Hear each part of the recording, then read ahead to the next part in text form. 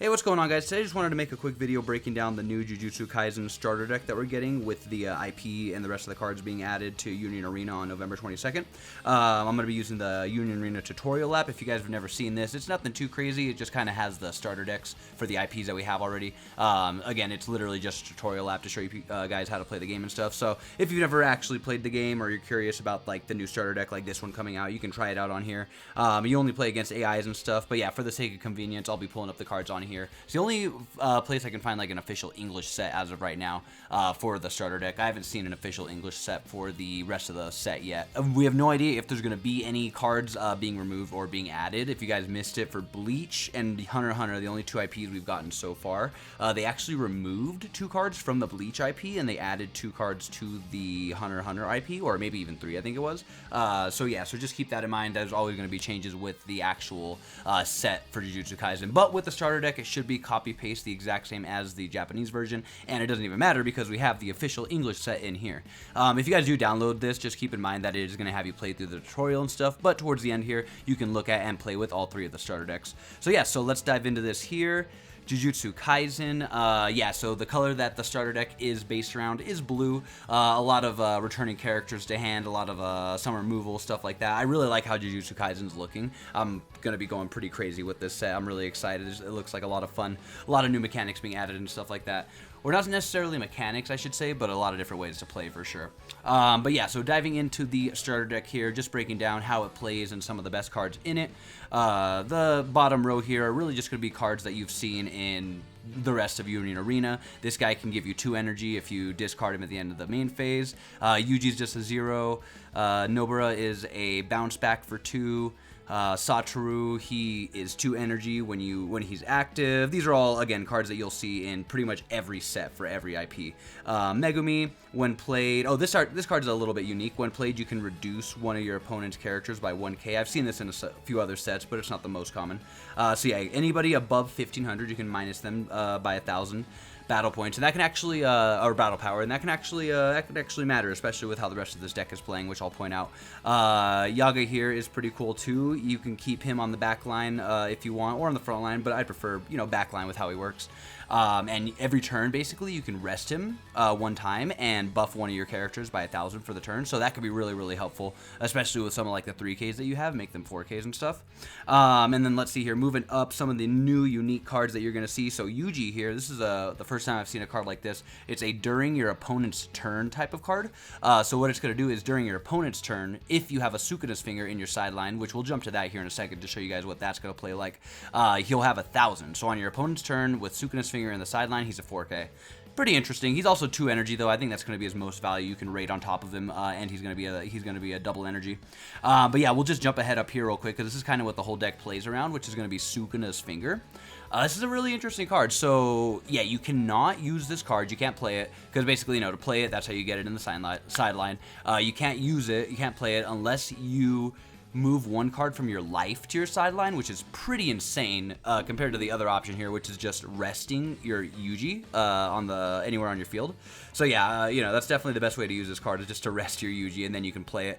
Once you play it, you get to draw a card, and you get to switch one of your APs to active. So this card doesn't require AP technically. You do need the 1 to play it, but it will give you the 1 back, which is cool. And yeah, that's how you're getting it in your sideline, as well as a few other things, like if there's cards that allow you to discard and stuff, which there's a couple other in this set that you'll see.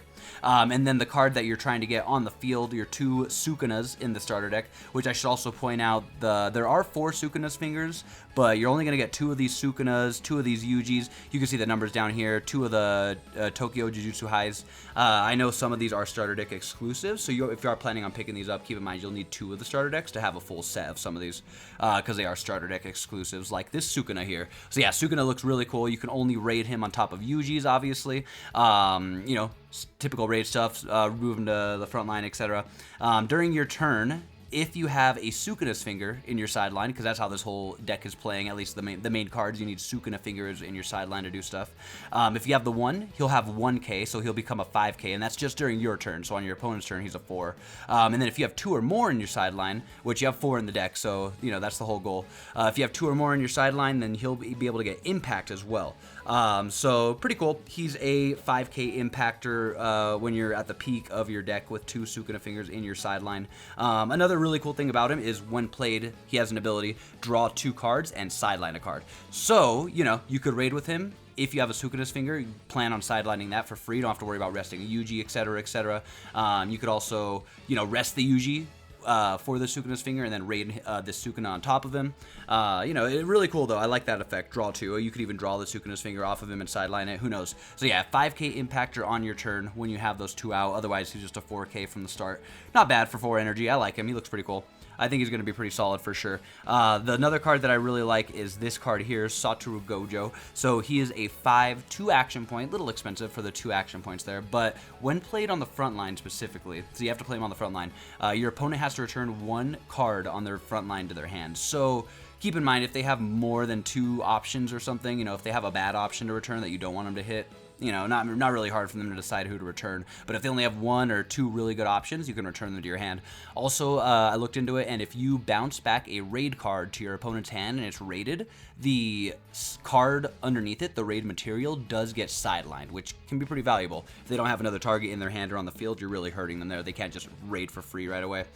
So yeah, so you can bounce back a card, and he has impact for 4k. Not bad at all.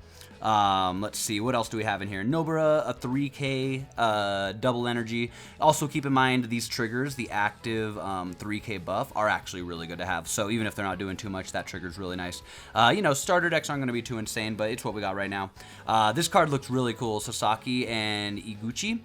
When attacking, draw a card and sideline a card. So not just when played, but when attacking. So a pretty solid 0, honestly. Again, you can get a Sukuna's finger in the sideline, maybe dig for stuff that you want with this. And I like that you can get it off more than once if the character survives. Pretty cool.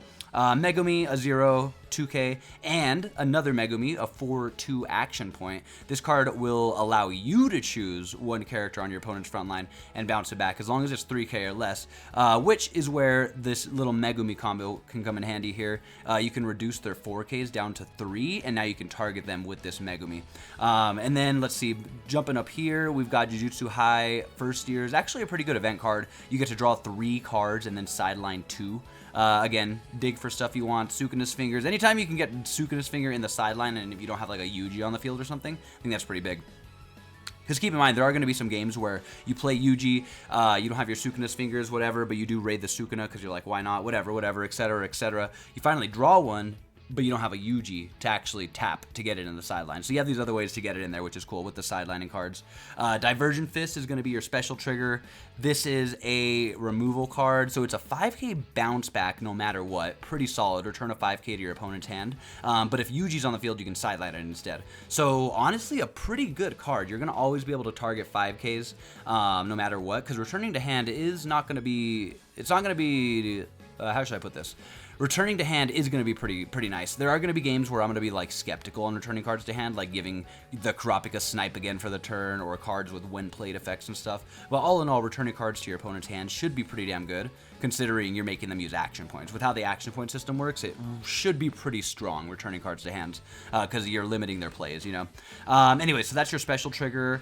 Sukuna's Finger is just a draw trigger. We looked into that. Domain Expansion is going to be your final or your action point generator. The card that gives you 2 action points if you spend 1.